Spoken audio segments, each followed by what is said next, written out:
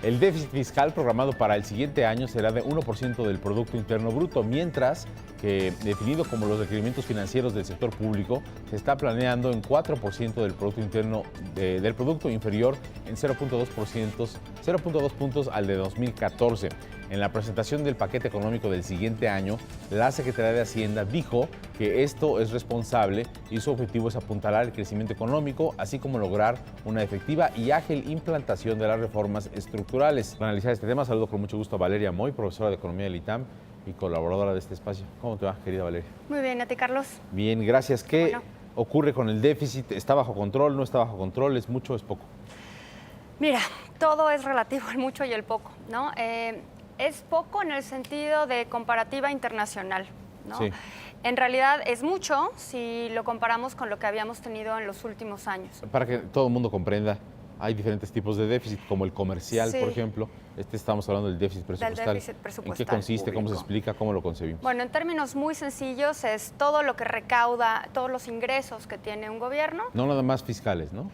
No nada más fiscales, pero desde luego no estamos contando ahí deuda, porque la deuda es la que cubre el déficit, ¿no? Entonces, bueno, todo lo que ingresa el gobierno Todo lo que ingresa por el su gobierno operación regular. Por su operación regular. Normalmente la parte importante Impuestos. de este componente son los impuestos. Y en este país, petróleo. En este país, impuestos y petróleo, que además el petróleo viene en gran medida vía impuestos, ¿no? Sí, También sí. los recursos petroleros.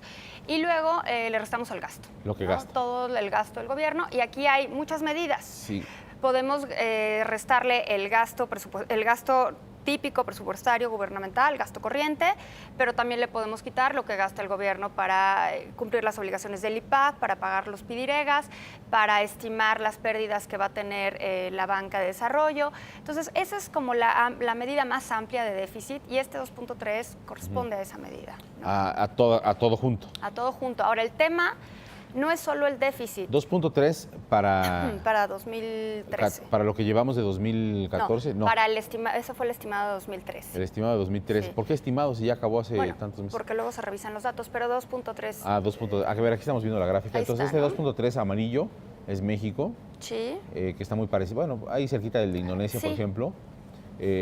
Ahora, ¿en cuánto va a acabar? Porque se había planteado, esto se Se planifica, había planteado ¿no? un 3, sí, se había planteado un 3%. O sea, que todavía tiene Claro, margen para todavía gastar tiene más. margen para gastar porque el está en la ley. gobierno. Está dentro de lo aprobado, ¿no? Para financiarlo necesita endeudarse, que es lo que ha hecho el gobierno. Para financiarlo necesita endeudarse. ¿De que cualquier ese es el forma? tema. Esa es la deuda pública, ¿no? Ah. La famosa deuda pública, que es diferente al déficit público, ¿no? Es los recursos para pagar este déficit, ¿de dónde salen? Y normalmente salen típicamente de deuda, ¿no? De endeudarse. Se puede endeudar, como tú sabes, con nosotros, con el sector privado, y se puede endeudar con el sector externo. México se ha endeudado en fechas recientes de una manera que se considera adecuada, porque se ha endeudado a plazos largos, a tasas fijas y a tasas bajas. Es decir, ha aprovechado esta coyuntura internacional con tasas muy bajas y ha podido financiarse de esta manera. En este sentido, la estructura de deuda del gobierno es la correcta. No tenemos una deuda mayor de corto plazo, ¿no? Se está programando en el tiempo y eso es una buena noticia. Un país como México, que tiene tantas oportunidades para crecer y para gastar, porque no es como que ya todo el gasto se use eficientemente, debería de poder incurrir en un déficit siempre y cuando este déficit esté bajo control, que no se dispare y que la deuda pública para cubrir este déficit esté dentro de un margen de largo plazo, tasas fijas, es decir, esté bien estructurada. Para el próximo año, ¿cuánto se planea?